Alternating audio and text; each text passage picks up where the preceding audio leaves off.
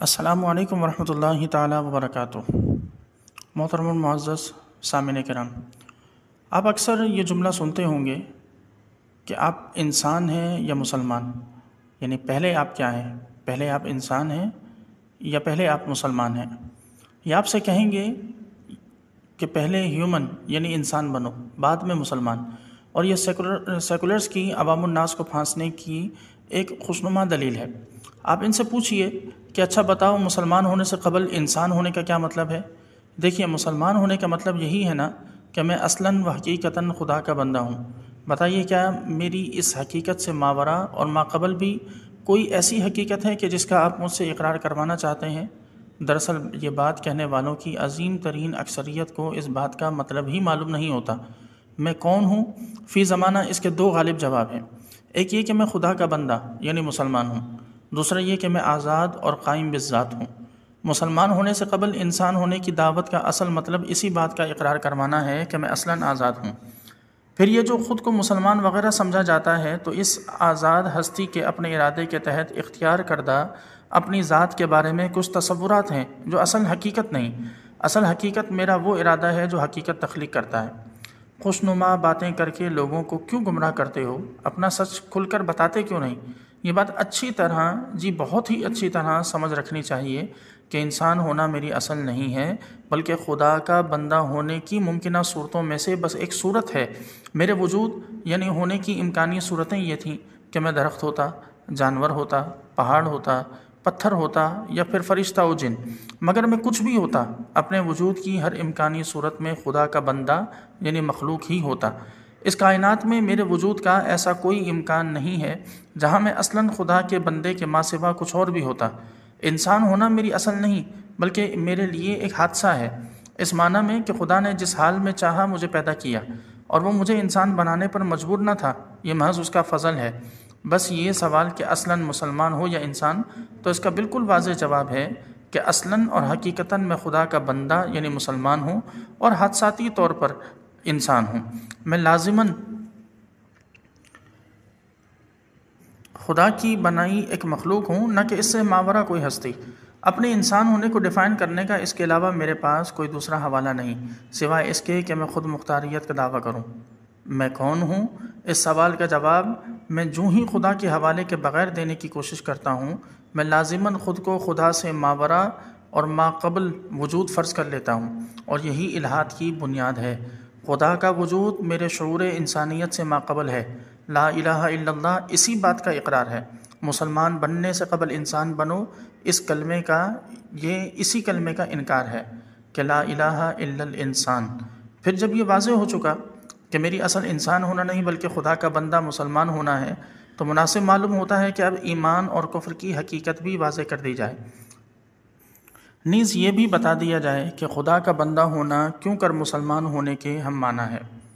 جان لو کہ اصلاً و حقیقتاً ہر انسان خدا کا بندہ ہی ہے، چاہے وہ اس کا اقرار کرے یا انکار۔ کسی انسان کا اس حقیقت سے انکار کرنا کائنات میں اس کے حقیقی مقام کو بدل نہیں سکتا۔ اگر وہ زبان و دل سے اس حقیقت کا اقرار کر لے تو مومن اور مسلم کہلاتا ہے، اور اگر انکار کرے تو کافر۔ خوب جان لیجئے کہ کافر کفر کر کے کسی نئی حقیقت کو دریافت نہیں کرتا، بلکہ اپنی اصلی حقیقت کا انکار کرتا ہے۔ اسی لیے تو کافر حقیقت کو چھپانے اور جھلاننے والا کہلاتا ہے۔ پھر جب یہ واضح ہوا کہ اصلاً میں بندہ ہوں، تب سوال پیدا ہوتا ہے کہ بطور انسان میں بندہ کیسے بنوں؟ تو اس کا جواب یہ ہے کہ ان الدین عند اللہ الاسلام، یعنی اظہار بندگی کا واحد اور معتبر طریقہ تمہارے رب کے نزدیک صرف اسلام ہے۔ نیز من یبتغی غیر الاسلام دینا فلن یقبل منہ، یعنی جس کسی نے اپنی انسانیت کے اظہار کے لیے اسلام کے علاوہ کوئی اور طریقہ اختیار کیا، تو ایسے طریقے سے ظاہر کی گئی انسانیت رب کے ہاں مقبول نہیں ہوگی۔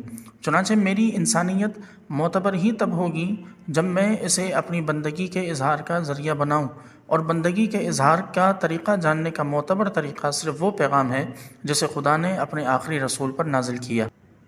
اس ایک طریقے کے حوالے کے سوا اظہار بندگی کے باقی سب طریقے مردود ہیں۔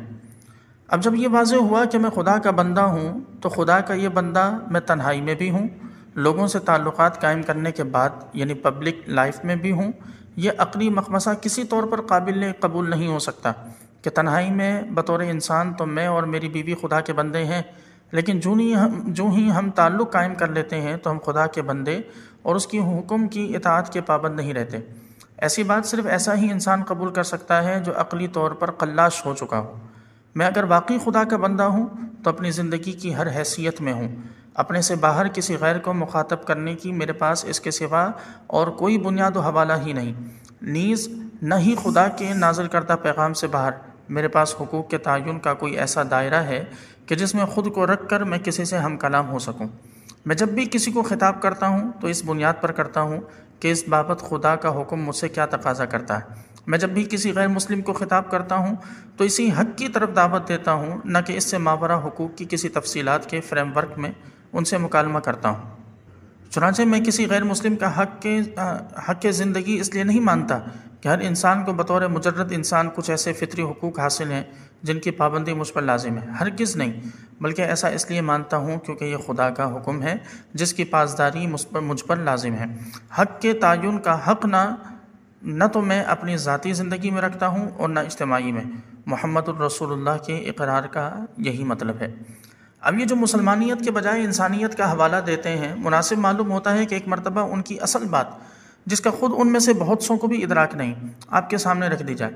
میں اپنے انسان ہونے کے بارے میں مختلف بنیادی حوالے رکھ سکتا ہوں، مثلا ایک یہ کہ میں اصلاً و سب سے پہلے پاکستانی ہوں، یا یہ کہ میں اصلاً مزدور و سرمایہ دار طبقے کا نمائندہ ہوں، یا یہ کہ میں اصلاً مسلمان، ہندو یا عیسائی ہوں۔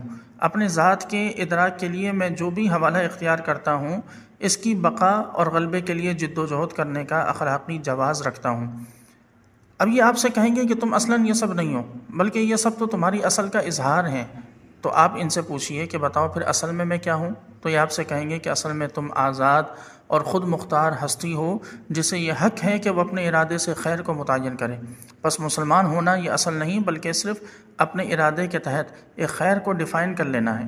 یہ واحد خیر نہیں، بلکہ خیر کے لاتعداد تصورات میں سے بس ایک ہے، یعنی خدا کا حوالہ چھوڑ دو، زمین پر اپنے ارادے سے بنائے ہوئے خیر کے حوالوں کو اپناؤ، اسی کے لیے جد و جہد کرو۔ یہ ہے ان کے نزدیک انسان ہونے کا اصلی معنی، جس کا یہ شعوری یا غیر شعوری طور پر اقرار کروانا چاہتے ہیں۔